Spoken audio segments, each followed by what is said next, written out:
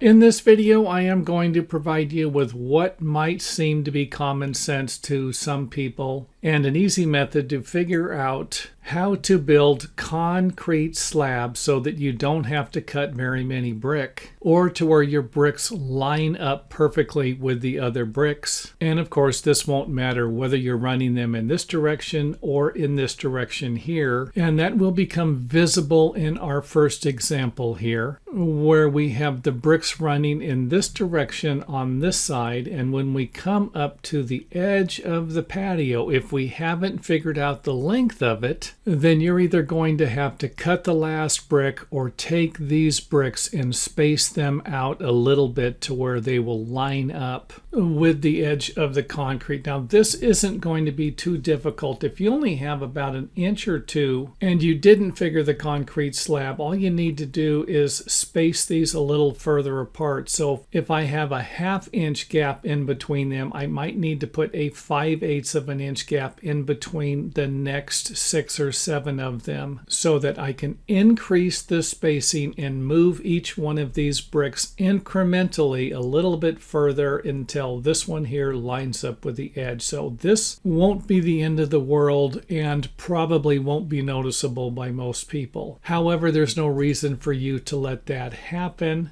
because you're going to figure out your concrete patio to where it lines up with the edge of the brick perfectly. And like I said, I understand this might be common sense to some or simple math, but to others it's not. So let's go ahead and take a look at the next problem you're going to face if you run the bricks in this direction without taking the time to figure out the length of your patio slabs going this way. And as you can see here, you would have to cut this brick here, and these bricks here are not lining up with the brick on the end. And this isn't going to be a big deal. Or should I say, might not be a big deal to most of us, but if we want these bricks to line up, then again, we're just going to need to do some simple math. Now, another thing I need to point out is that you can have the bricks tight up against the concrete slab, or you can have a gap in between the brick and the concrete. And I would recommend that you have the gap there and then fill it with the same mortar you're going to use for the edges. So for example, we have a 1/2 inch gap here. We would have a 1/2 inch gap here. And this is going to make a big difference for the bricks you install in this direction. Because if your bricks are 8 inches long and you leave an 8-inch space, and let's just say that it's 7 7/8 of an inch, then now you're going to be cutting your bricks again. However, this might not be a big deal because if you wanted the bricks around the perimeter to be tight, that would be fine. Just don't take the chance here. Maybe make it a 1/4 of an inch wider or even an 1/8 of an inch wider. But trust me on this one, you do not want to form your slabs, pour the concrete, and have the concrete push your forms over a little bit. And this might just require you to provide some additional reinforcement, maybe some more blocks, space 16 inches on center or something like that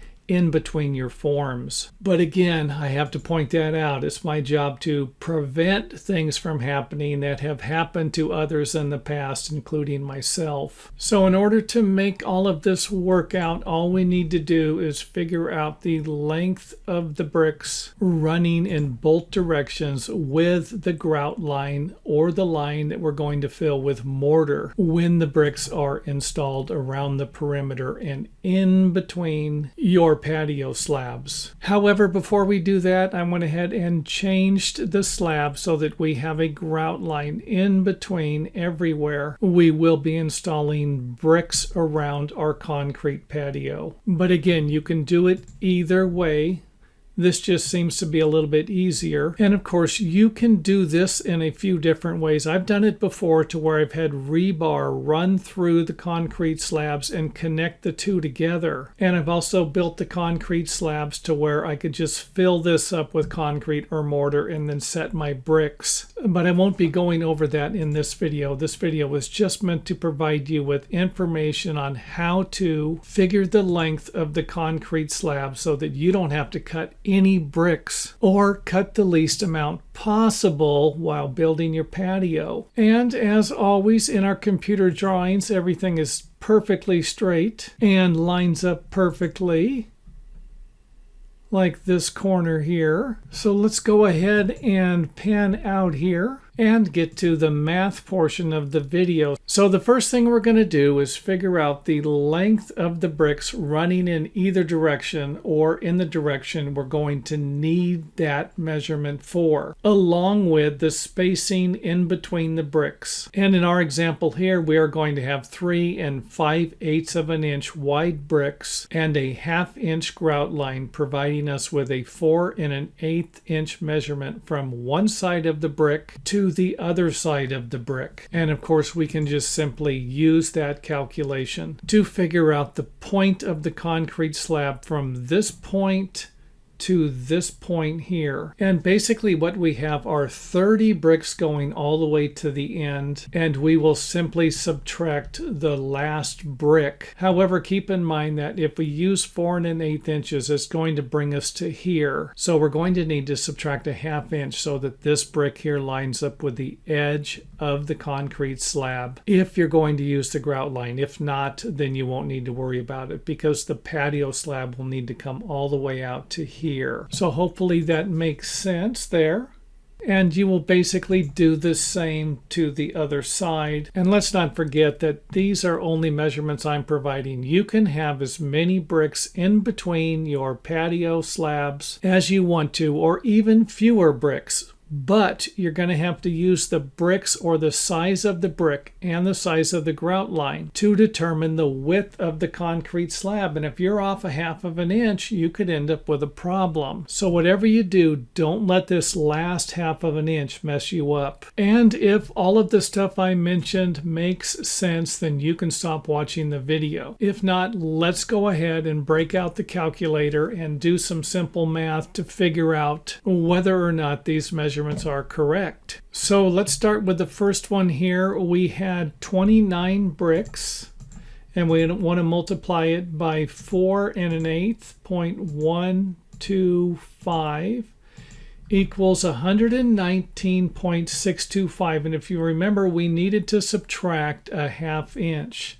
So if I need to subtract 0.5, that gives us 119 1/8, or 9 foot 11 1/8 inches, or about 7/8 of an inch less than 10 feet, and 120 inches is 10 feet. Now let's go ahead and clear it for the next one, where we had 11 bricks that were 8 inches long, times 8 equals, and I'm going to do this a little different. I'm just going to multiply the amount of grout lines that were in between each one of those bricks, or 5 inches, bringing us to 93 inches, or 7 foot 9 inches. Now let's just go ahead and subtract 84 inches from this, and 84 inches is 7 feet, to double check our measurements for our patio slab. You've always got to double check these measurements. And the last measurement we will need to check will be this one here. Won't be too difficult. We have an 8-inch brick with a 1/2 inch grout line on each side,